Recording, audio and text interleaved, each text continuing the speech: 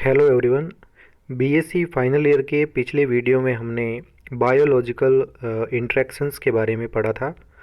आज के इस वीडियो में हम बात करेंगे कंसेप्ट ऑफ लिमिटिंग फैक्टर्स, यानी कि सीमाकारी कारकों की अवधारणा के बारे में। तो सबसे पहले बात करते हैं कि लिमिटिंग फैक्टर्स होते क्या है या सीमाकारी कारक क्या होते हैं। Every organism requires a unique set of environmental conditions और फैक्टर्स फॉर इट्स सर्वाइवल। इसका मतलब है कि प्रत्येक जीव को अपने अस्तित्व के लिए पर्यावरणीय परिस्थितियों या कारकों के एक अनोखे सेट की आवश्यकता होती है। यानी कि उनके जो एनवायरमेंटल कंडीशंस होती है, उन विशेष परिस्थितियों में ही कोई ऑर्गेनिज्म या जीव जीवित रह सकता है। Both abiotic and biotic factors influence the growth, reproduction, abundance, distribution and survival of organisms। अजैविक तथा जैविक दोनों कारक जो है वो जीवों के विकास, उनके प्रजनन, उनकी बहुतायता या उनकी संख्या और उनके वितरण और उनके अस्तित्व को प्रभावित करते हैं। तो दोनों प्रकार के बायोटिक और एबायोटिक फैक्टर दोनों ही प्रत्येक जीव के सभी जो उनके स्थितियां होती है, उन सब में ये प्रभाव अपना दर्शाते हैं। Some factors apply more influence than the other. कुछ कारक ऐसे होते हैं जो दूसरे की तुलना में अधिक प्रभाव जो है वो दर्शाते हैं। Any factor that tends to slow down the rate of metabolism और potential growth in an ecosystem is said to be a limiting factor.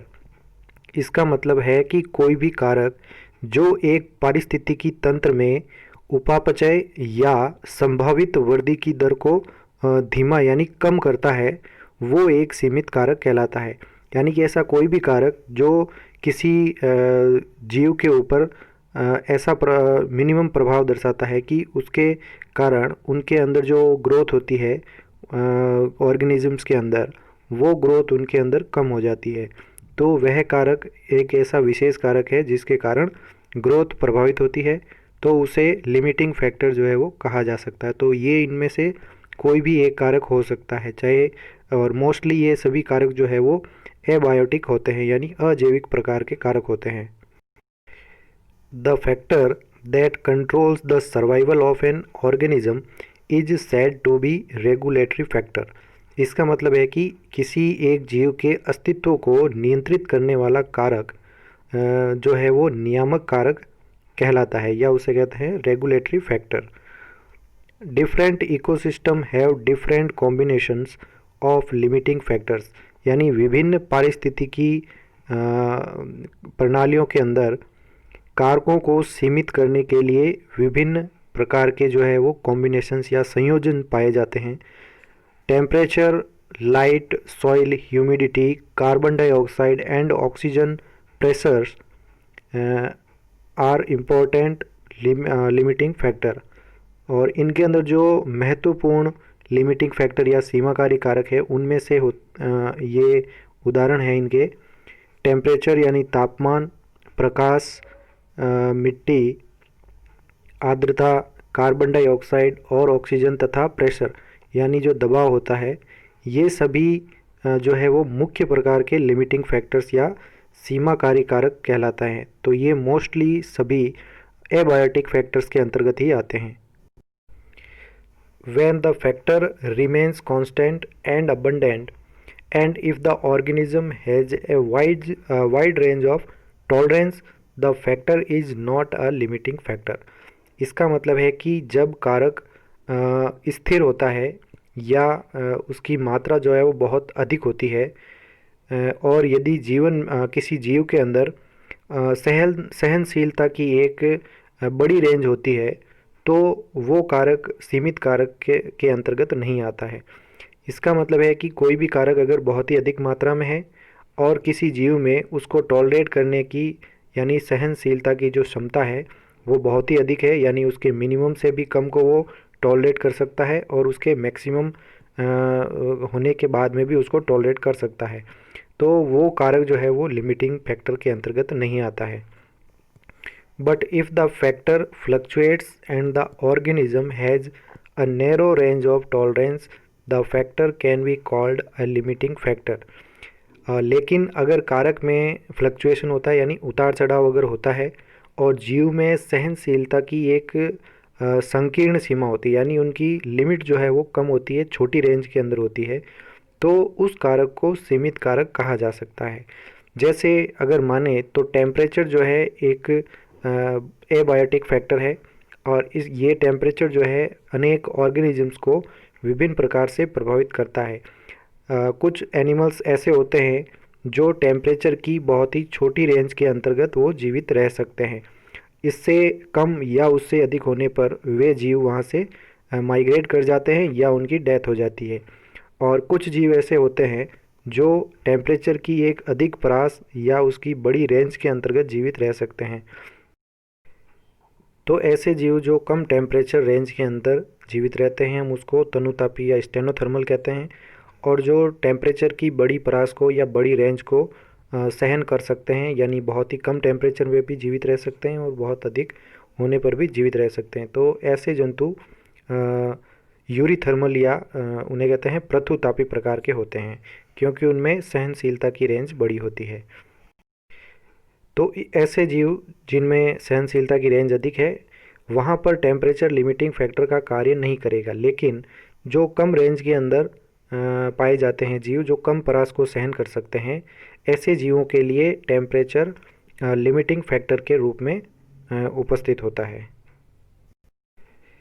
अब बात करते हैं लॉज ऑफ लिमिटिंग फैक्टर्स की, यानी कि सीमाकारी कारकों के कुछ नियम दिए गए हैं। तो उनमें से प्रमुख जो सिद्धांत है पहला ये आता है लिबिग्स लॉ ऑफ मिनिमम, यानी लिबिग का न्यूनता का सिद्धांत। The law of minimum is a principle developed in agriculture science by Carl Sprengel 1840 and later popularized by Justus von Liebig 1840 के अंदर। इसका मतलब है कि न्यूनतमता का जो सिद्धांत है ये कार्ल स्प्रेंगर ने 1840 के अंदर कृषि विज्ञान में विकसित एक सिद्धांत है, और उसके बाद में जस्टिस वॉन लिबिग ने इस नियम को जो है वो अधिक लोकप्रिय किया था। तो 1840 के अंदर ही लिबिग ने इस सिद्धांत को अधिक जो है वो पॉपुलराइज किया, इसलिए इस नियम को लिबिग्स लॉ ऑफ मिनिमम कहते हैं। और लेकिन ये जो प्रिंसिपली जो दिया गया था इसका ये था कार्ल स्प्रेंजल के द्वारा। According to Liebig's law, growth and reproduction of organisms are dependent on the factor that present in minimum quantity in the environment। तो लिबिग के अनुसार जीवों की वृद्धि और उनका प्रजनन पर्यावरण में उपस्थित न्यूनतम मात्रा में जो कारक होता है वो उस पर निर्भर करता है। तो ऑर्गेनिज्म की डेवलपमेंट और रिप्रोडक्शन दोनों ही डिपेंड करेंगे ऐसे कारक के ऊपर जो पर्यावरण में सबसे कम मात्रा के अंदर उपस्थित है। तो यहाँ पर बात हो रही है कम मात्रा की, इसलिए इस नियम को लॉ ऑफ मिनिमम कहा जाता है। This law was originated after studying and observing the crop and plant growth.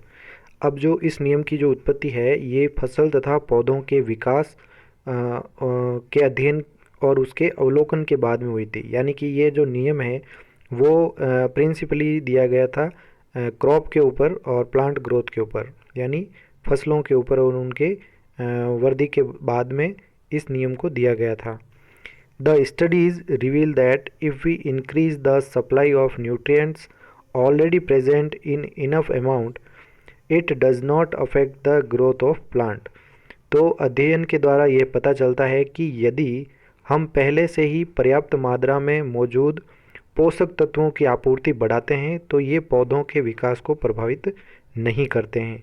तो इसका मतलब है कि ऐसे फैक्टर जो ऑलरेडी बहुत ही अधिक मात्रा में उपस्थित है और उनको अगर हम बढ़ाते हैं तो उनका प्रभाव पौधों की वृद्धि के ऊपर कुछ भी नहीं दिखाई देता है।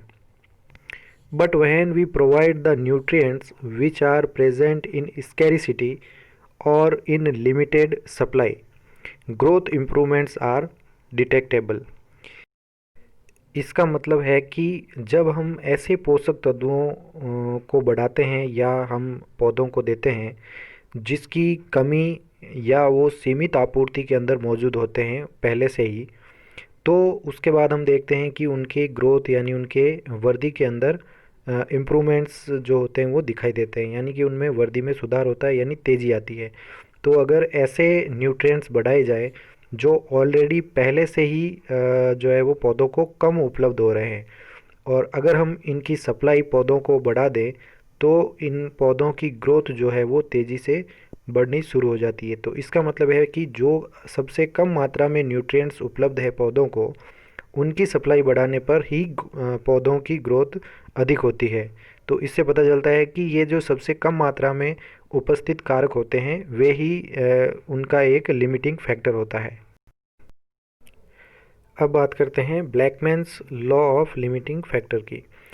तो ये लिमिटिंग फैक्टर का जो नियम है ये ब्लैकमैन ने दिया था 1905 के अंदर। Blackman was a plant physiologist with his most study on limiting factor on plants photosynthesis system। तो इसका मतलब है कि ब्लैकमैन जो है वो एक प्लांट फिजियोलॉजिस्ट थे, यानी पादपकारी का अध्ययन करते थे। उन्होंने पादप की प्रकाश संश्लेषण की प्रणाली पर सीमाकारी जो कारक होते हैं उनका अध्ययन उन्होंने किया था। तो इन्होंने पौधों के फोटोसिंथेसिस सिस्टम के ऊपर अपना अध्ययन किया। ये नियम जो है वो लगभग लिबिक के नियम के समान ही था, लेकिन यहाँ पर इन्होंने फिजियोलॉजी के अंतर्गत इस नियम को दिया था। ही stated that the rate of any physiological process is controlled only by the factor which is present in the lowest amount, it is called the limiting factor। इन्होंने ये बताया कि किसी भी कार्य की प्रक्रिया की दर केवल उस कारक के द्वारा नियंत्रित होती है जो सबसे कम मात्रा में उपस्थित हो, और उस कारक को ही सीमाकारी कारक कहा जाता है।